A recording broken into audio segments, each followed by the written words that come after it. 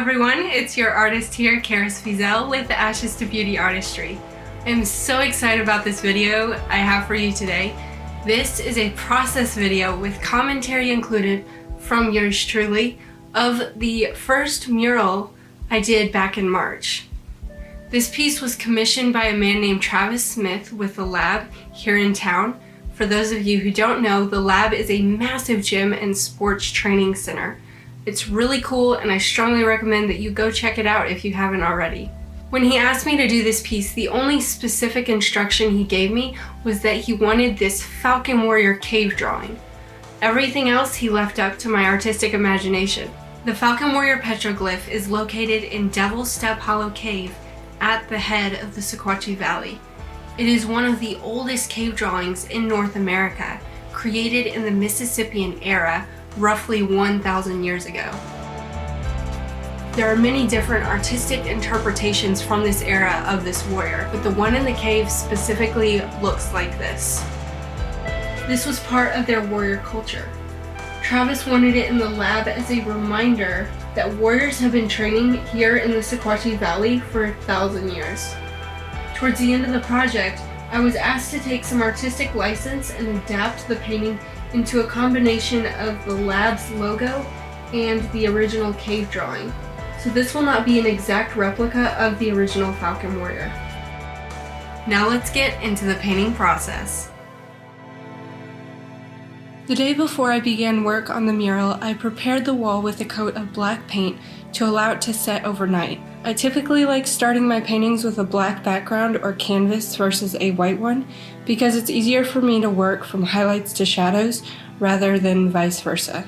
It also creates a dramatic intensity to the image when I am done. I wanted to keep this project as cost-effective as possible, so I tried my hand at painting using only primary colors for the first time with this piece. Only buying cans of red, yellow, blue, black, and white paint seemed the better way to go, rather than creating a whole color palette beforehand and buying all the colors already mixed. That could have easily limited my color options and therefore affected the dynamics of the whole mural. Right now I am mixing my main base color for the cave rock. Now that my main colors are mixed, I can begin the blocking process.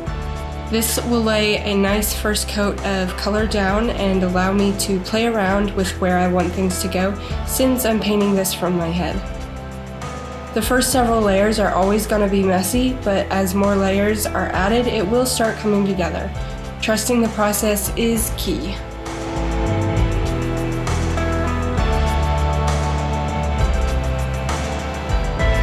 Right now, I am quickly mapping out the location of the cracks in the rock before I add more detailed layers.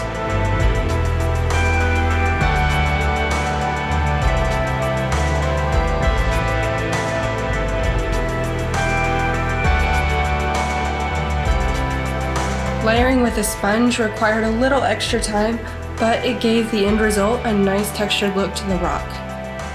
So with this being my first mural, my mind became overwhelmed at times towards the beginning. Yeah. Recomputing. This is when things gradually started coming together. I'm blocking out the general shapes of the rock formations on the wall and then going over them with a warm wash to blend them back into the painting a bit. My best friend with this piece was the M1 paint extender additive. It allowed me to dilute the paint enough for these washes and keep all my paints from drying out too quickly before I finished blending.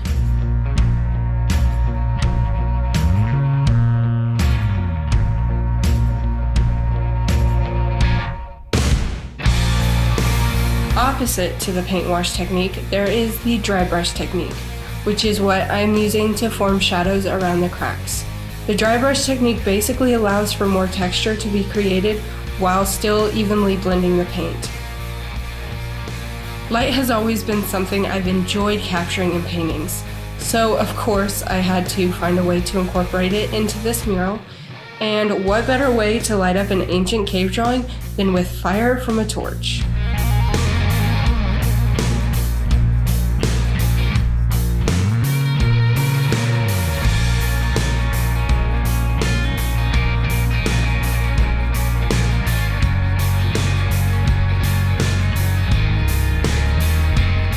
After adding a few more highlights to the rock, I come back and add an outline of pure yellow to the flame.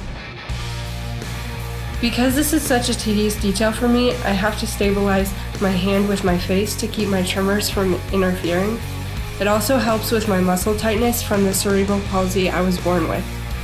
If you are curious about my story and what I do with my art, check out the website link for more information.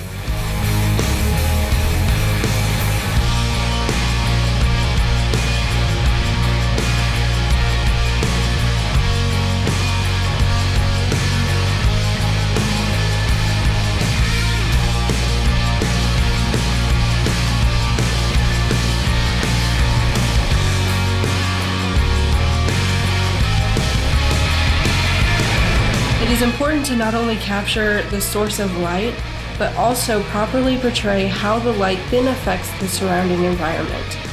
Consistent placement of highlights and shadows are key to making this look realistic.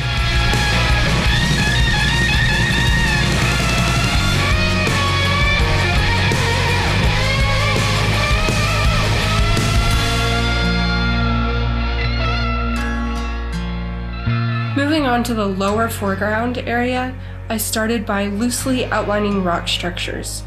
I think I use around 6 different color mixtures for these rocks.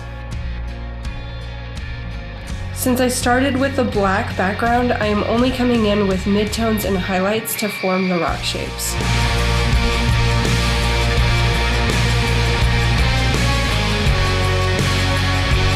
During this project, I was still recovering from a pretty traumatic leg surgery, so I was not able to bend my knee.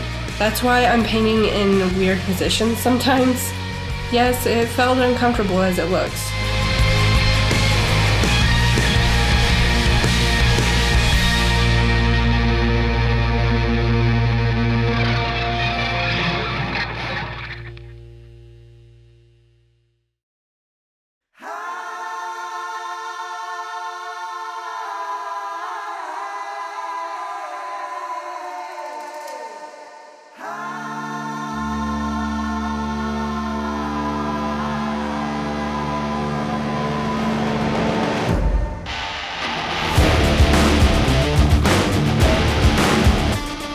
To complement all the warm highlights, I've mixed a blue-gray to add in certain places for more color dynamics.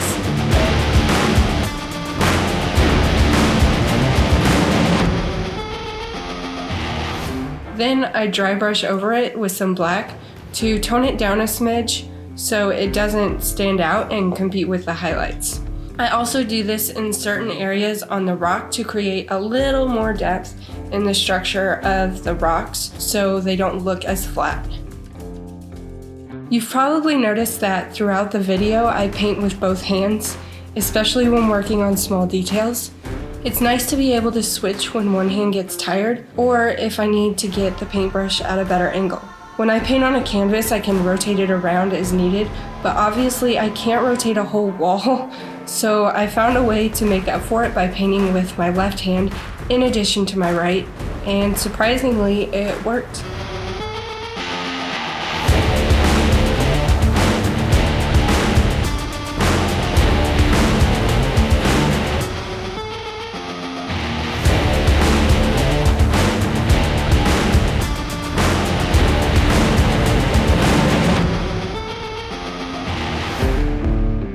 I repeat the same process for the higher foreground area, but I make the rocks slightly more smooth with longer shapes to change it up a bit.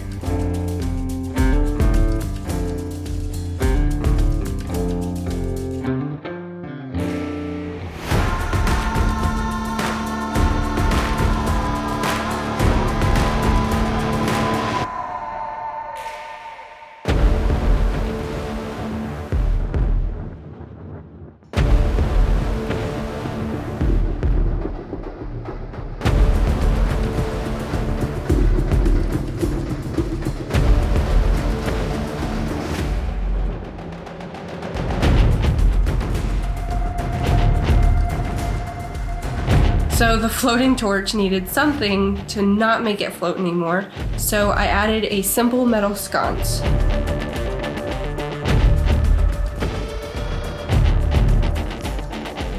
I used a yellow piece of chalk to sketch the Falcon warrior before tracing over it with paint, and while drawing with the chalk, I had a surreal moment like I was actually in a cave etching this petroglyph onto a stone wall by torchlight. I became so drawn into the painting while creating it. As a finishing touch, I wash over the petroglyph with various yellows and browns to blend it back into the wall slightly. As always, thank you so much for watching my videos. Until next time.